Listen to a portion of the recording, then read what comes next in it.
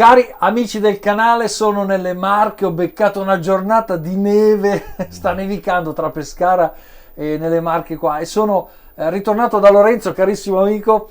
Ragazzi, era due anni fa? Circa? Sì, più o meno, due anni fa. Circa 2 anni fa, poco meno, che vi ho fatto conoscere Lorenzo nella playlist che vi invito a visitare, impianti degli amici del canale.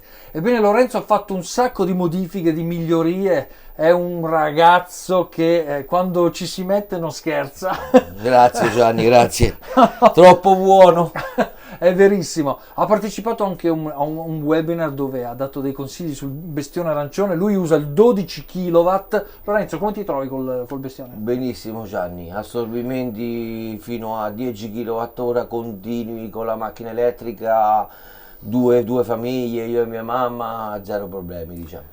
Ecco, lui ha detto una cosa importante, fino a 10 kW. Vi ricordo che tutti gli inverter di qualsiasi marca devono essere sempre usati intorno al 70%, 75%, abbiamo dei momenti sull'80%, ma non manteniamolo mai alla potenza massima, soprattutto con carichi induttivi. Ebbene, questo è il 12 kW che ha un consumo in stand-by abbastanza alto, 200 watt purtroppo, intorno ai 190-200 watt di consumo in stand-by, come anche il Victron 4, l'avete visto sul canale, c'è la playlist dei Victron. Innanzitutto perché ha questo consumo rispetto al bestione arancione da 6 kW? Perché il 6 kW è un toroidale, questo invece ha dei trasformatori lamellari. Il peso è 82 kg. 80, forse anche qualcosa meglio. Meglio sarebbe peggio. 80 kg di rame, di ferro, di struttura, insomma, è una macchina da guerra. Chiaramente vanno sempre trattate nel giusto modo, e oggi vedremo con Lorenzo tutte le modifiche che ha fatto, le migliorie, come utilizza lui l'inverter. Vi dico che questo sarà un video lungo, come molti di voi mi hanno detto: Gianni, fai video lunghi, spiega le cose, e oggi, per gentile concessione di Lorenzo, andiamo a spiegare tutto il suo impianto, che è veramente importante. Ci provo ragazzi, ci provo. Ci provi e viene bene, perché l'ultima intervista è stata fantastica. Lui ha anche una turbina eolica, ragazzi, però iniziamo, perché sennò dobbiamo dire tutto qua adesso. Vuoi dire qualcosa all'inizio, prima dell'immagine iniziale, agli amici del canale? Ragazzi, buon impianto a tutti. Quello che posso dire, ci sono riuscito io che non sono un elettricista, ci potete riuscire anche voi. Benissimo, questo è un augurio per tutti coloro che in sicurezza possono seguire le indicazioni di questo canale, avvalersi di esperti se non lo sono, e quindi ragazzi, buona visione.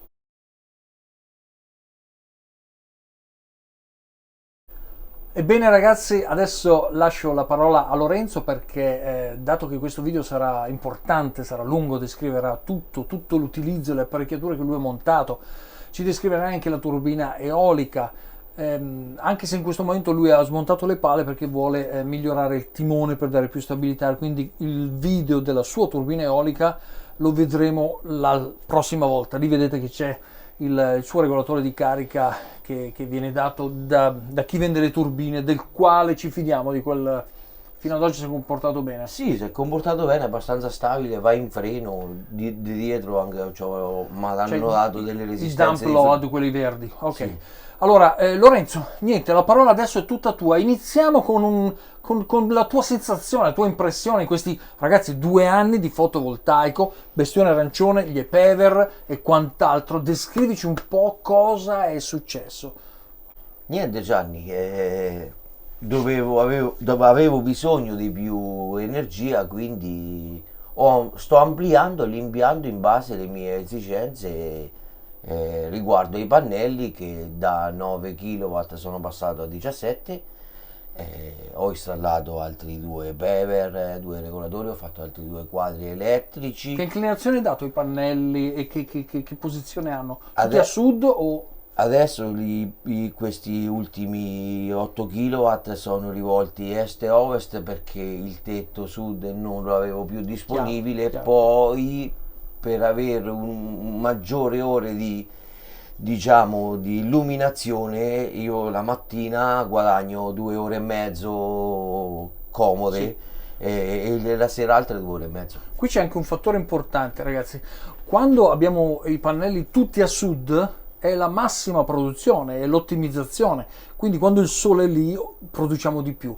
ma se in quel momento, quando il sole deve essere lì, è diventato nuvoloso, la perdiamo tutta. Allora a volte avere i pannelli a est, a sud e a ovest, come nel suo caso, è vero che produciamo un po' meno, ma diamo una ridondanza, cioè un'emergenza. Magari la mattina è nuvoloso, poi parte il sole, produciamo da est, poi ci facciamo il mezzogiorno, l'una, poi diventa nuvoloso e perdiamo il sud. Cioè è una questione di emergenza. A volte, come nel caso di Lorenzo, che non aveva più spazio nel tetto, ottimizzando così cosa ha guadagnato? Ha guadagnato il fatto che ha meno sole globale quando c'è una giornata totalmente soleggiata, però a est, sud e ovest, quindi il momento in cui il sole esce in certi punti del tetto invece che in altri, lui produce sempre. Sono sempre illuminato dalla mattina che dall'alba fino al tramonto. Tu con 17 kW di potenza fotovoltaica in estate a giugno quanto riesci a produrre? Io non posso vederlo perché l'hai purtroppo montato vai. No, l'ho testato quest'estate, però andando subito alle 10 di mattina con batteria al 100%, quindi Questo è un altro dato interessante, perché tu, Lorenzo, hai le batterie rispetto al tuo impianto sottodimensionate. Sì, Quanto hai raccontaci sì. delle batterie, dopodiché come al solito divento cameraman e vi faccio vedere tutto ciò che c'è dentro questo locale tecnico. Ho il classico 2P 16S. 2P 16S col daily, Col classico daily, quello 500 ampere. 500 ampere e due Altec di bilanciatori attivi. Due bilanciatori attivi della Eltec. Allora ragazzi, quelli che hanno usato il Daily, che è stato il primo BMS del canale, stanno ancora andando bene, soprattutto se hanno ascoltato i consigli del canale, cioè il sovradimensionamento. Lorenzo ha messo 500 ampere, nonostante 500 ampere sulla 48 volt sono 26 kW di potenza erogabile, e lui ha il 12 kW, però questo sovradimensionamento in 2 anni ti ha dato qualche problema? Si è piantato qualche volta? Mai. Quindi mai piantato. Posso dire che le batterie sono ottime batterie, perché nonostante i 49-50 volts gli chiedo 80, 70, 80, 90 ampere che sto cucinando qualcosa, loro non si mettono sedute, non sbilanciano, non scendono di colpo e passa la rete a batterie scariche magari dopo giorni di brutto tempo, qualcosa. Ho consumi abbastanza elevati, perché potete pensare che ho fatto 16 megawatt fino adesso. 16 megawatt di consumo. 16 megawatt. È appena uscito in 2 anni, sì, è appena uscito il video adesso di Manuele da Nova Milanese, che ha fatto una produzione, quindi un consumo di 25 megawatt in 4 anni. Io li supero. Tu li superi, perché sei a 16 in 2 anni, arrivi già a 32-33. Ragazzi, ma parliamo di megawatt come di caramelle, siamo nel fai da te. Questa è una cosa veramente fantastica. Senti, che ne dici? Divento telecamera, cioè cameraman, e ci spieghi tutto quello che c'è qua dentro, ragazzi. Penna, calamaio, e cominciate a prendere appunti, perché Lorenzo ha fatto un lavoro veramente incredibile. Buona visione. Lorenzo, allora spieghiamo a tutti gli amici del canale il tuo impianto e partiamo da dove vuoi. Sei off-grid, staccato dalla rete. Come hai avuto successo? Come l'hai fatto? Niente, l'ho fatto praticamente con un 2P 16S, penso sia stato uno dei primi periodi, diciamo, che qualcuno l'aveva fatto. Ho deciso di farlo anch'io. Momentaneamente mi trovo benissimo. Praticamente vediamo un po' le tue batterie. Allora, queste sono 2P16S, sì, proprio secondo le indicazioni che erano state rappresentate sul canale. Sì, classiche piastre d'alluminio compresse con le barre isolate per sicurezza. Vedo due Eltec. Due pulsanti di spegnimento per l'Eltec, se uno vuole magari andare con uno solo. Ecco, questo è interessante, lo vogliamo descrivere. L'Eltec ha la possibilità, ragazzi, di posizionare là dove invece sono saldati, quando comprate sono saldati, invece tu hai dissaldato e messo un piccolo interruttore che attiva o disattiva il bilanciamento, quindi si può andare con uno o con due in funzione dei consumi e del carico generale, giusto? Sì, esatto. Bene, poi qua vedo il 500 ampere. Sì. Che è il BMS da 500 ampere. E classico BMS 500 A della Daily. Qui vedo uno shunt della Victron. Shunt della Victron da 500 A e fusibile della Victron da 500 A. Bene. È meglio secondo te questo fusibile rispetto a quelli ANL cinesi? Sì, questo sì, questo è gran lunga superiore di classici ANL 500 A. Scalda molto meno. Molto meno. Molto meno, scalda un po' anche lui, però molto meno.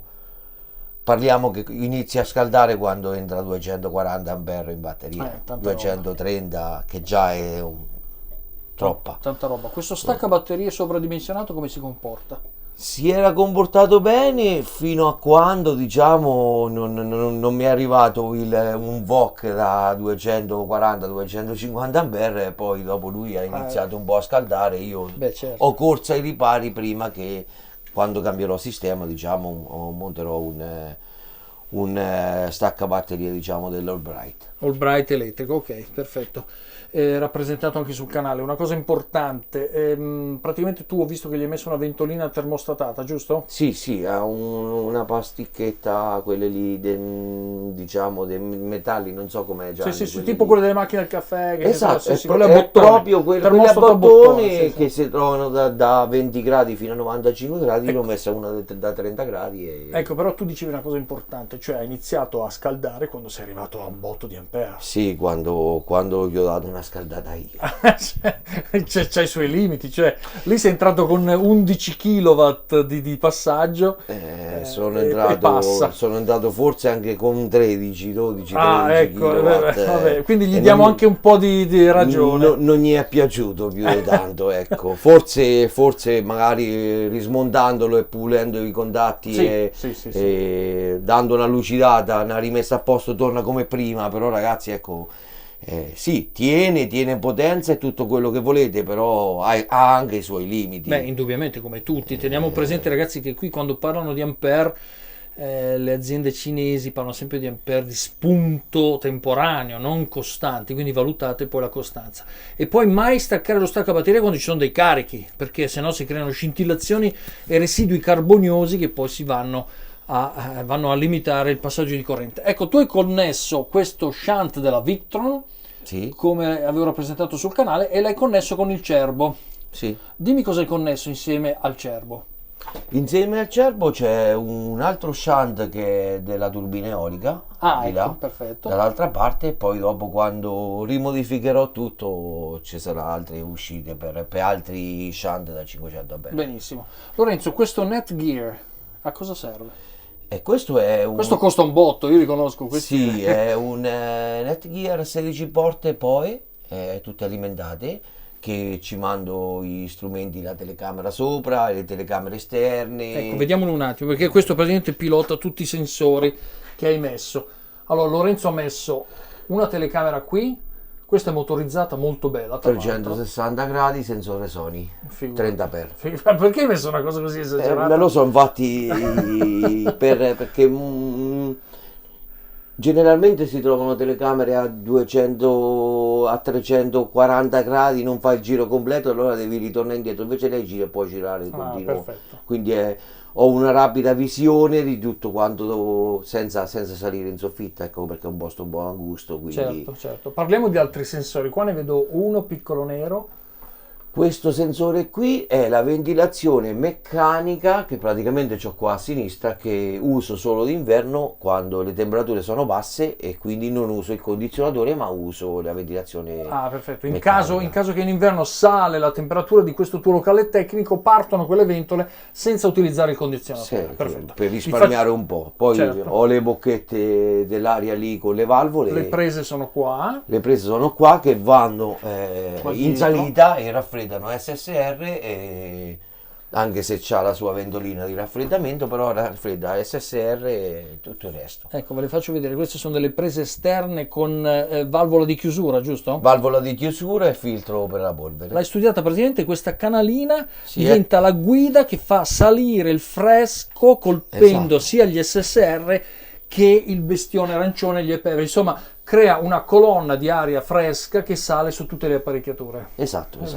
Secondo me sei geniale, Lorenzo. Anche... Qua ho il mantenitore di batteria quando diciamo passo alla rete, qualche volta anche io passo alla rete, quindi lui si attiva dopo i 48 volt e mezzo, 49, adesso non mi ricordo. E questo, questo diciamo attiva un Hanmantech alimentatore, che è questo, giusto? Esatto. Perfetto, quindi diciamo che mi aiuta diciamo a tenere alimentata la batteria, perché ho un consumo di 200 watt dell'inverter, quindi per non andare a zero. Beh, normale, sono costretto diciamo a... No, ma questo è il progetto sviluppato sul canale, dove alla batteria c'è attaccato, ragazzi, non solamente se stessa, ma tutte le apparecchiature minime che con minimo consumo, luci, spie, LED, sensori, tendono a far scendere la batteria, per quanto questa sia 30 kWh, e quindi il dry contact sente la tensione della batteria, accende l'alimentazione dell'Hanmantech alimentatore, e dà una piccola potenza in ingresso di circa 300 watt. Quanti sono? 300 watt. 300 watt, che continua ad alimentare finché torna, diciamo, la mattina col sole, eccetera. Però quante volte ti è successo di passare alla rete? Non molte. Immagino d'estate zero. D'estate, da febbraio fino a novembre non passo io. Perfetto, quindi sono proprio 2 mesi, 2 o 3 mesi invernali. Sì, 4. poi considera questo impianto qui, Gianni, è per 2 appartamenti, quindi due case, quindi c'ho consumi abbastanza elevati. Chiaro. C'è anche l'auto elettrica. C'ho anche l'auto elettrica, quindi due vie, qui c'è una villa, due piani, diciamo, casa sopra, casa sotto, 2 piani, giardino, luci, esatto. macchina elettrica, e per quello. Bene. Allora, Lorenzo, spiegaci un po', qua vedo 4 EPEVER in parallelo, vedo il bestione da 12 kW di potenza, vedo un sacco di quadri là sopra, ragazzi, veramente tanta roba, ok? Poi vedo qua dietro la turbina eolica con gli SSR. Allora, una spiegazione dettagliata, come al solito su questo canale, tanti dettagli per andare a far imitare, a far costruire anche agli altri le cose che facciamo noi. Dimmi. Allora, partiamo dal bestione, come si comporta, quanto lo spremi, vedo che sopra lì c'è un tubo, fammi una bella descrizione. Allora, praticamente il tubo mi è venuta l'idea perché quando raffreddo d'estate l'aria calda del bestione rimaneva qui dentro, e il condizionatore usava più energia per poter diciamo freddare la stanza, quindi ho voluto fare un convogliatore per mandare l'aria calda di fuori, la prende fredda qua dentro, lo raffredda anche prima, invece di prenderla direttamente così più calda, perché purtroppo lui la butta sempre dentro, perché c'ha una ventola in ingresso e 3 in uscita. Certo, ma allora io ti dico, Lorenzo, che è una cosa che adesso che la vediamo diciamo vabbè, è semplice, ma per me è una genialata, cioè dato che lui comunque produce calore, soprattutto quando ci sono alti consumi, molto. Perché buttarlo dentro il locale e buttiamolo direttamente fuori? Questo, bravo Lorenzo, vede? Ragazzi, questa è la dimostrazione, voglio entrare in camera per dire sta cosa, è la dimostrazione che quando si usa la testa nel fai da te si fanno cose veramente belle. Complimenti Lorenzo. Andiamo avanti, vedo gli EPEVER, vedo un sacco di roba, vai. EPEVER 2 da 100 ampere, stringhe 1, 3, 4, 6 sud, e da 80 ampere est e ovest. Perfetto, come massimo, quindi sei su 130, 120, 140. E qua possiamo vedo vedere anche là sopra 120. Ah, eccoli lì, perfetto. Qua vediamo che hai messo, guardate che non voglio fare il riflesso, ecco qua, qui l'abbiamo visto anche a Roma nell'impianto di Alfredo, questi volmetri molto efficaci perché ci fanno vedere la tensione dei pannelli, quindi sei sui 116 volt, ampiamente sotto 120, 119, ottimo. Questi tu hai 6 stringhe praticamente. Sì. 6 stringhe, qua ragazzi vedete la tensione, e qui potete capire ancora una volta quanto con la bassa tensione si può produrre quello che vogliamo. L'unico costo in più sono alcuni cavi in più, magnetotermico, qualche fusibile, Ma praticamente Lorenzo, hai mai avuto problemi con le basse tensioni? No, assolutamente no, come potete vedere qua ancora sono ancora più basso, 90 volts, 96, 100, ci arriva a malapena, 100, Sì, sì, 105. sì. E di qua altre stringhe. Questi praticamente sono tutti con banner box che c'hai nelle diverse falde. Sì, questa è la stringa di S, i vari fusibili. Sì, sì. Praticamente ragazzi, qui vedete i voltometri, qua vedete i fusibili, scaricatori di sovratensione. Cosa sono questi due sensori? Questi sono due alimentatori, uno 24 volt perché adesso ci devo pilotare le bobine di minima. Ah, ok, vuoi installare le bobine di Sì, minima? adesso è solo attaccato alla 24 volt e Ah. basta, poi dopo farà lo sgancio diciamo con... Quindi qua metterai le sicurezze che sganciano i pannelli. No, le sicurezze le gestirà il signore qua. Ah, vabbè, questo non l'avevo visto ragazzi, vabbè. Questo però, qui hai speso un botto però, Il signore Qui siamo sui Siemens ragazzi e questi qua, tutto in domotica immagino. Sì, sì, lui gestirà i vari sganci in base ai sensori fumo industriali che montati sopra i quadri, uno qua sopra la batteria. Sì, però Lorenzo, qui di agli amici del canale quanto hai speso qua tra Siemens, sensori eccetera. Lorenzo ci tiene molto alla sicurezza ed è anche un appassionato, quindi qua Ragazzi, siamo sicuramente sui 1000 euro. Ma ragazzi, no, 1000 Di più, euro, di più. allora, ragazzi, se lo comprate in Italia, questo qua ci vuole più o meno 3.500 euro, anche 4.000. Certo.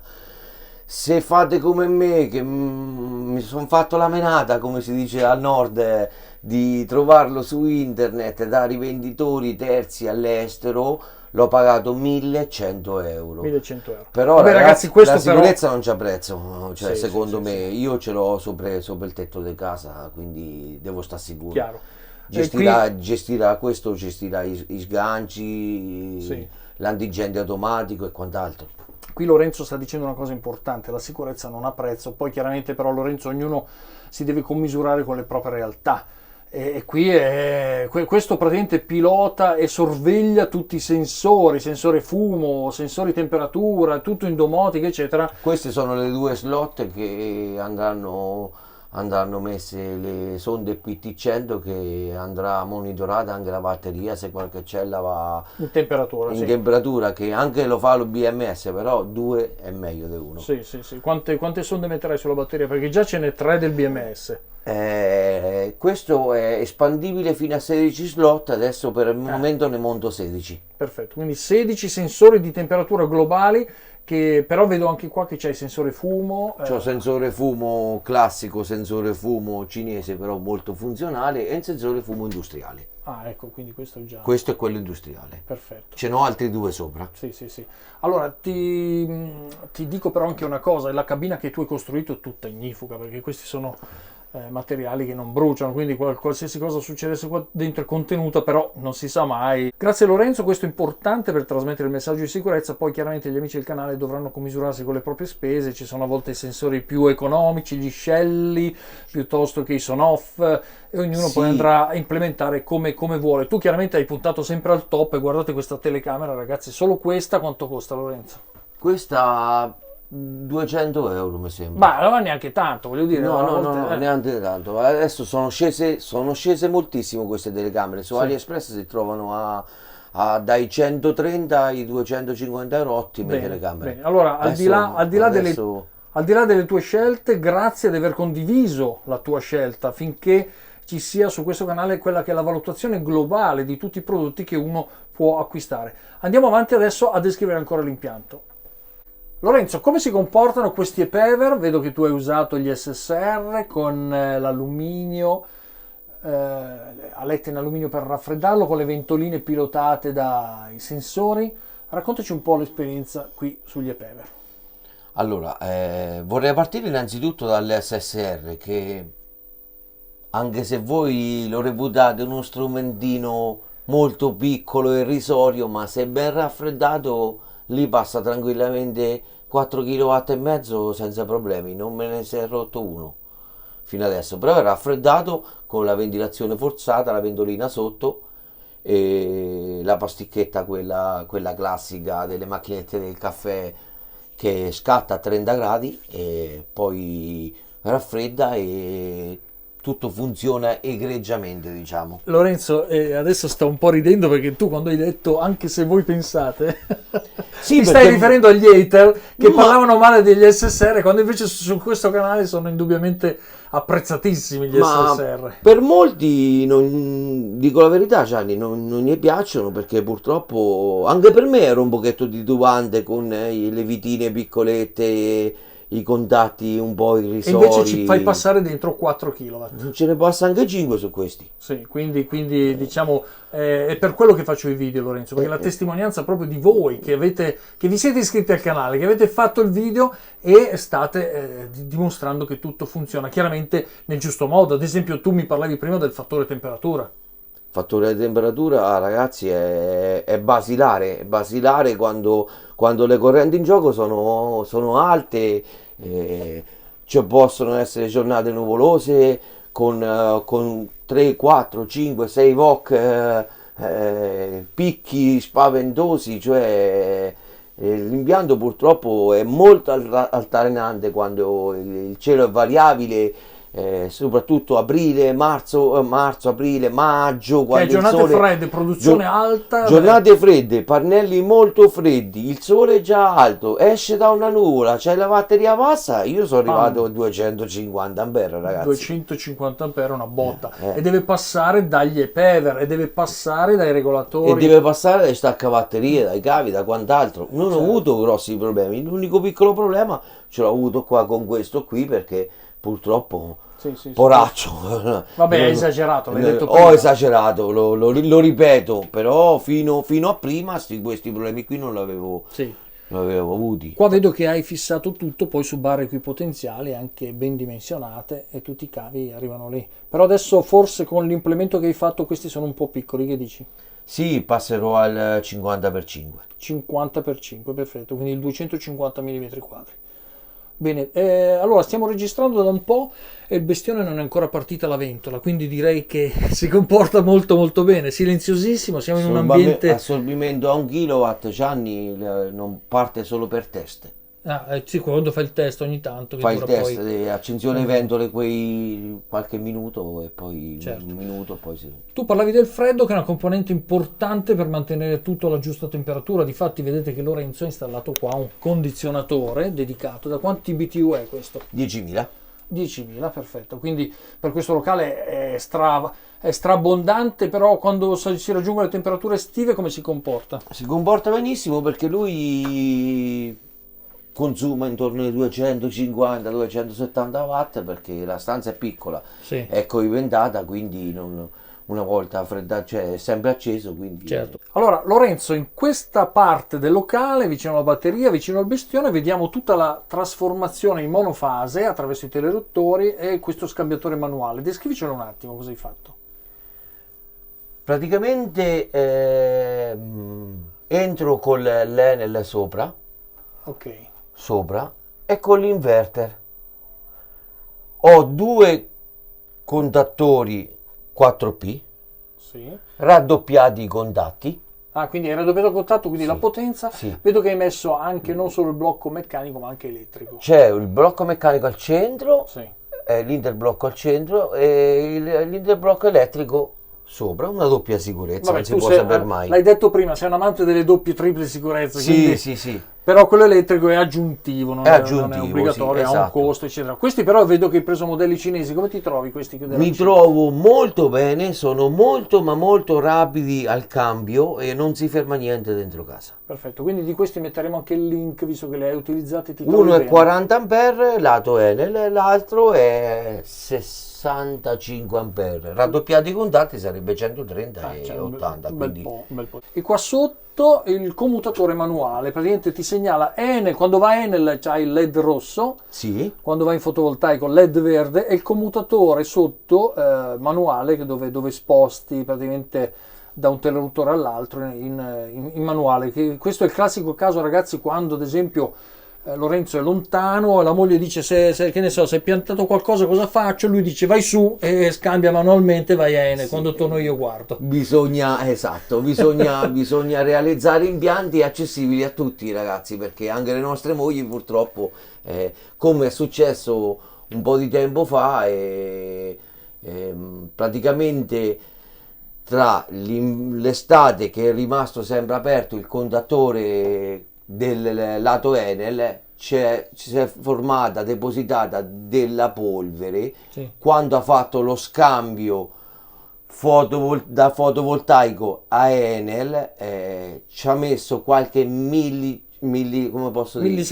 Millisecondi in più, mi è saltate le bobine di minima e è andato giù tutte le stringhe del fotovoltaico. Io da remoto l'ho visto che era successo questo, a mia moglie gli ho detto vai su e vai a alzare tutti i contattori. Indubbiamente. Bene Lorenzo, senti, adesso descriviamo un attimo anche l'eolico che hai messo qua di fianco. Praticamente dal primo progetto del canale con le batterie tampone al piombo, invece poi tu hai deciso di acquistare la stessa turbina eolica che ho io, quella da 3,2-3,5 kW di potenza, però hai deciso di prendere il loro regolatore di carica. Come si comporta? Il regolatore di carica si comporta benissimo, va in freno. L'unica cosa che posso dire forse è che il freno per motivi di sicurezza ha un delay, diciamo, di quasi 5 minuti. Ah, quindi quando frena poi per 5 minuti non riparte. Esatto. E se hai delle raffiche continue è sempre lì che parte e non parte. Ma secondo me loro il delay alto l'ha fatto per il motivo che troppe frenate in un lasso di tempo troppo corto e scaldi il rotore. Sì. Beh, in effetti anch'io condivido il discorso dei 5 minuti, anzi avrei fatto anche di più, ecco. E questo, praticamente su queste barre qui potenziali, qua sotto vedo un UPS, cosa hai connesso? Vedo, questo è lo shunt sicuramente Victron dell'eolico. Sì, lo dovevo spostare in batteria, ma adesso momentaneamente l'ho appoggiato qua. E questo UPS da quant'è? Cosa alimenta? UPS è 2000 watt. Sì. Ci alimento l'illuminazione, solo l'illuminazione in casa in caso di guasti fotovoltaico, Enel e quant'altro, solo l'illuminazione, e poi andrà dedicato, diciamo, per tutta la parte degli sganci dell'antincendio dei PLC, ok, perfetto. Perché una continuità, diciamo, di energia è importante per quando c'è, diciamo, problemi di natura, diciamo, incendiaria o qualcosa del genere potrebbe verificarsi. Indubbiamente. Allora, qui hai messo anche l'anemometro. Qui c'è il secondo, che mi piacciono i secondi. L'hai già detto, tu sei tutto il doppio e il triplo con i relativi costi, però indubbiamente se puoi va benissimo. Qui oggi abbiamo un vento che è abbastanza altino, Oggi un vento che abbiamo superato anche i 28 metri. Oggi però, sì. Niente male. C'è un doppio, cioè o la ripartenza, il freno della turbina a 54,9 per tensione, ripartenza a 54,5 perché qui il vento non ce n'è poi tanto. Sì.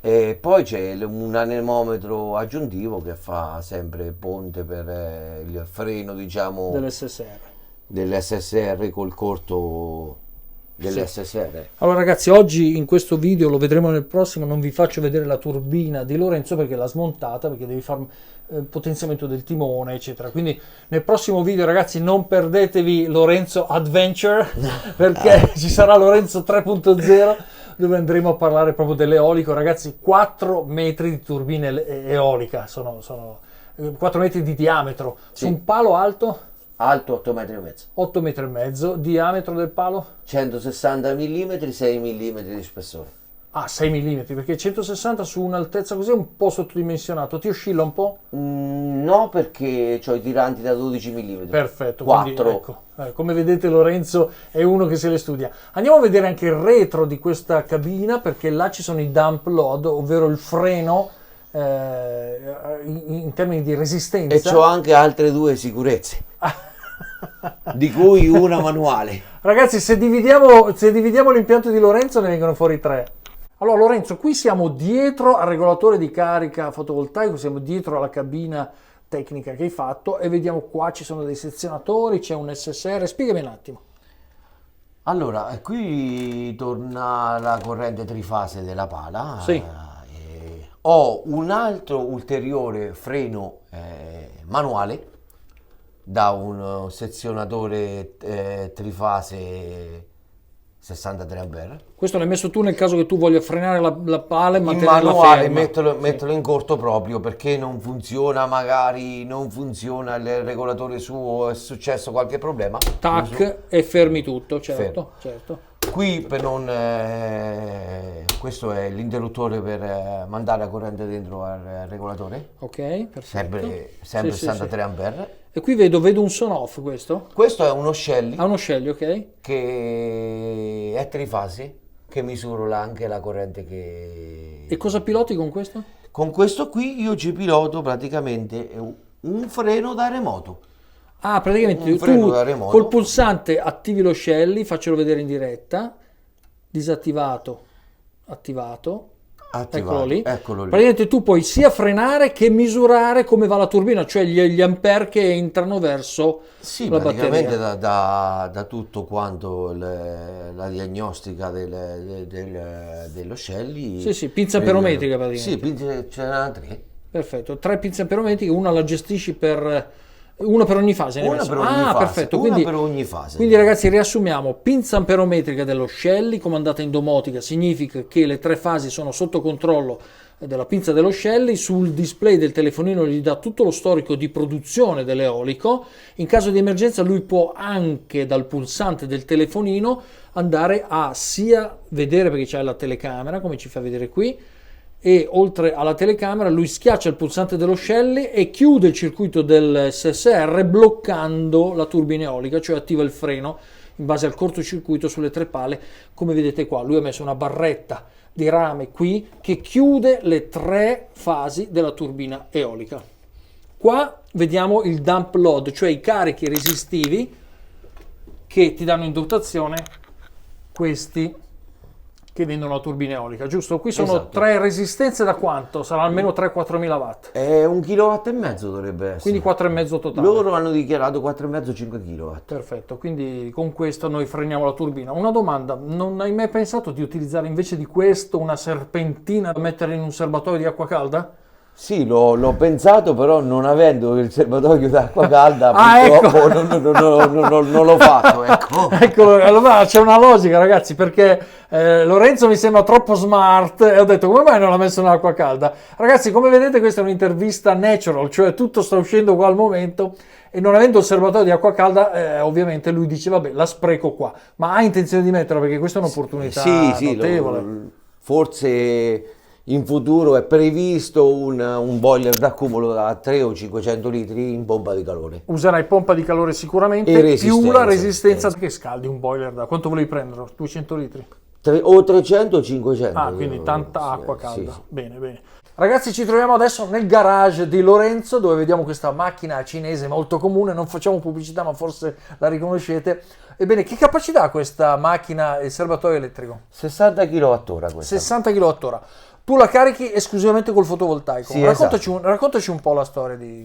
Niente, praticamente avevamo deciso, dato che avevo il fotovoltaico, di acquistare una macchina per mia mamma per i piccoli spostamenti giornalieri e durante la mattina o il pomeriggio Gianni va a prendere il pane, va a fare la spesa, queste cose qua e poi la riattacca sulla spina al bisogno oppure anche 3, 4, 5 giorni perché non è che fa molta proprio strada, quindi fa Un uso cittadino. un uso cittadino, 9-10 mila chilometri all'anno, ecco qua, e non è proprio gravoso. Però è comodo così, praticamente un uso quotidiano, Un hai uso consumato quotidiano è- 10, 20, 30, 40, 50 km, torni, tac e Mia carichi. mamma va qui al paesino al mare, 10 km andata e ritorno, 2% di consumo. È stato difficile installare, connetterti al fotovoltaico, cosa hai fatto? Hai prelevato e hai fatto l'installazione classica che si fa come se fosse la rete. Sì, praticamente dalla linea principale ho installato un differenziale magnetotermico, poteva uno anche usufruire di un 32 ampere, io ho optato per il 63 ampere in classe A, Quindi ha messo perché potenza. le wallbox lo richiedono. Sì. Poi dopo sono venuto con cavi da 10 mm quadri Con che potenza carichi? Quanti kilowatt gli butti ma dentro? io generalmente diciamo sto intorno ai 4-5 kW, 3,5. Anche perché tua madre non fa autostrada a 300 km alla volta, Ho rimane bassa. molto tempo per caricarla, quindi ho tutta la tranquillità di caricarla con calma. E poi anche questa è una wallbox dinamica, quindi non ho problemi con i consumi di casa perché imposto un limite massimo del totale di tutto l'assorbimento Non tra devi casa e superare macchina. quello, lui si regola. Lui si regola, abbassa, oppure si può mettere anche in stand by se magari dentro casa Sta assorbendo sta tutto. assorbendo troppo. Perfetto, quindi lui, l'abbiamo già Io, fatto un video io con... a 10 kWh, lei va in dinamicità, diciamo, diminuisce la Perfetto. potenza. Ricordiamoci che Lorenzo, avete visto, c'ha il 12 kW bestione arancione, e quindi ha tanto dosaggio da gestire tra casa, eccetera. Qui hai messo monofase, Monofase. quindi il collegamento che abbiamo visto prima Monofase. entra la monofase tranquillamente. Si è mai bloccato? Si è mai piantato? Non si è piantato mai niente. Io l'unica cosa che consiglio è che sui carichi, scusate, resistivi, diciamo come la wallbox, che se avete lunghe distanze il 6 mm non è sufficiente. Certo, difatti hai messo un Perché 10. scalda col 10 già. Perfetto. Perché ho 50 metri di linea io. Il 10 sto al limite, c'ho qualche volt di caduta di tensione perché grazie all'inverter che sto a 2,32 qui arriva a Certo. 2,30, quindi non c'ho problemi. Sì. Ma lei potrebbe andare fino a 2,90 a caricare. Perfetto. 2,90, scusate, 190 e 2,50. Quindi fino a 190 puoi scendere. Questo è importante, sapete che le tensioni più scendono, poi le apparecchiature vanno a soffrire finché si inchiodano, si bloccano, e i cavi sempre sovradimensionati. Visto che Lorenzo ha tanti metri dalla fonte, che è il fotovoltaico, dove c'è l'inverter, il bestione da 12 kW, lui deve arrivare con un 10 e scalda comunque qualcosina. Sì, quando scalda, superi poi... 3-4 kW comincia a scaldare. Sì, esatto. E questo è dovuto alla distanza. Riscaldare significa caduta di tensione, perdita di energia attraverso il surriscaldamento dei cavi, seppur minimo, nel tuo caso è tollerabile. Sì, perché però se cominci a caricare a 7-9 kW, considerando che poi fuori io le temperature le ho rilevate quando era, diciamo, in piena estate, intorno ai 40 gradi, quindi adesso sicuramente meno. No, adesso è tutto freddo. Adesso è tutto freddo. Tutto freddo, poi dopo i cavi, la guaina in poliamide è nera, quindi scalda anche lei un po', per induzione se lo porta, il rame se lo porta giù.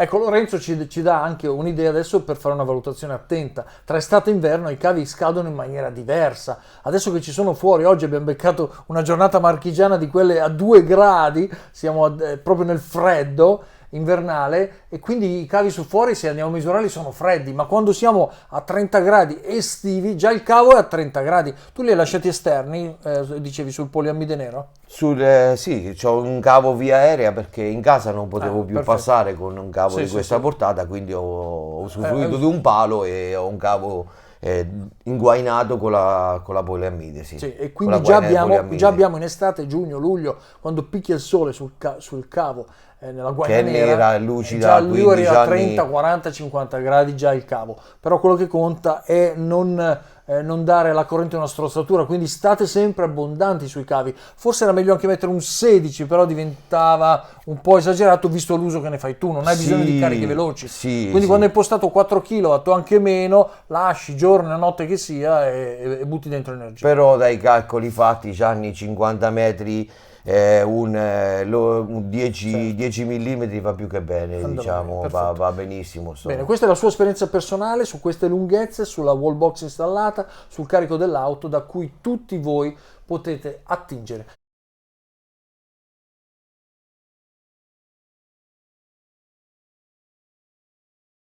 Cari amici del canale, siamo arrivati alla fine del video, avete visto tanta roba qui da Lorenzo. Questo era Lorenzo 2.0 e poi ci sarà Lorenzo 3.0 con la turbina eolica e chissà, magari anche un 4.0. Io lascio a lui la parola perché Mi piace alla fine di questi video della playlist, che invito a vedere gli impianti degli amici del canale, lasciare l'ultima parola a coloro che sono i protagonisti di questi video e cosa hanno realizzato. Lorenzo, spada tratta, Ragazzi, io voglio essere chiaro, diffidate da costui, questo personaggio, perché dopo, per colpa di questo personaggio, andrete a fare tutto questo. Sì, sì.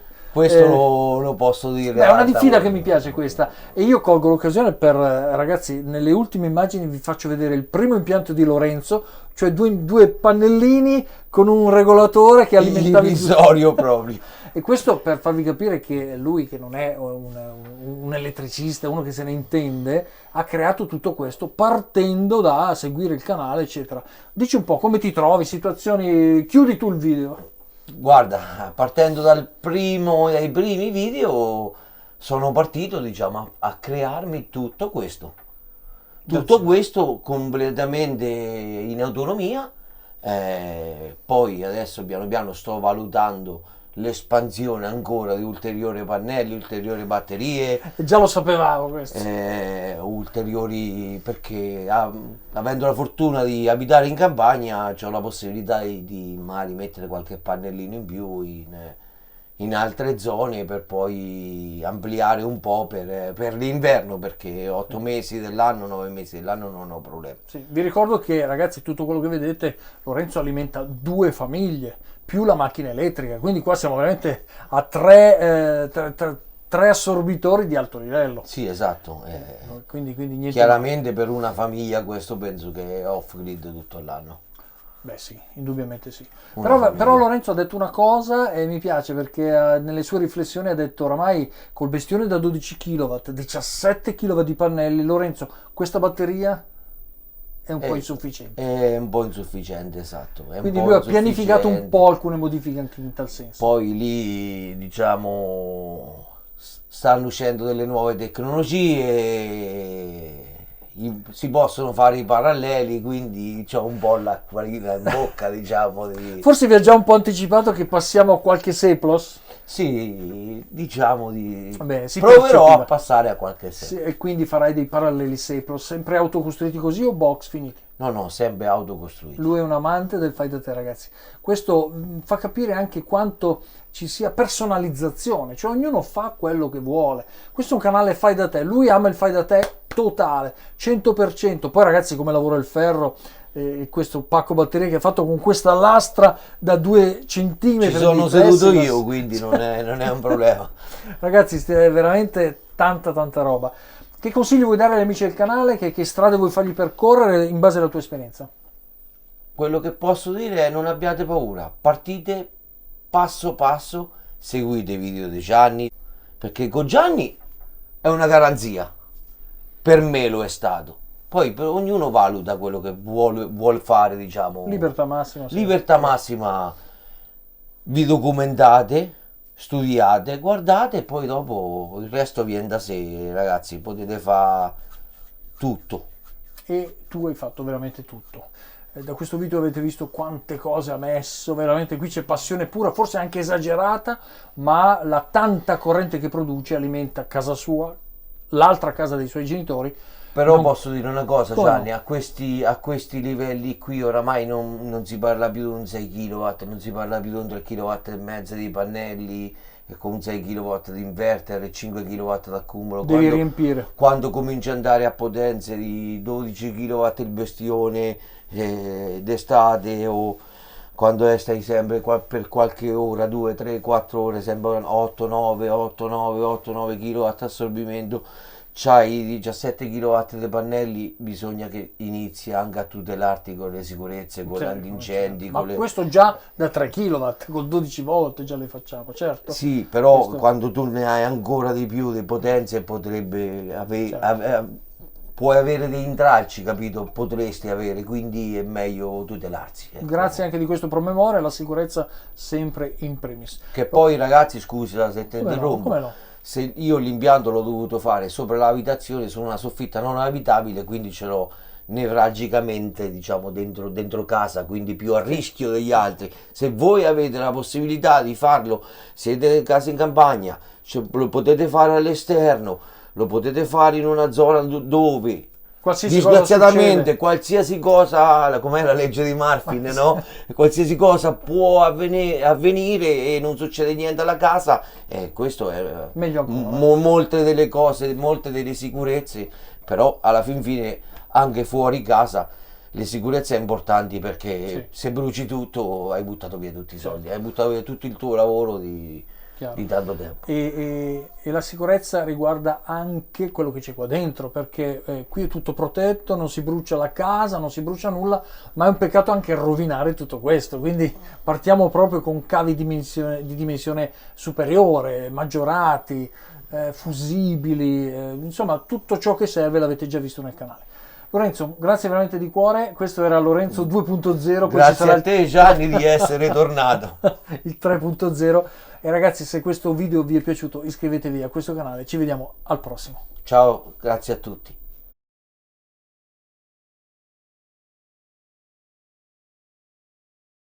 Ecco ragazzi, il primo impiantino di Lorenzo con una batteria di quelle sigillate, piccolina, di qualche ampere, un piccolo regolatore di carico, questo qua, che si usava ai tempi. Ebbene, da qui Lorenzo è passato a tutto quello che avete visto poco fa.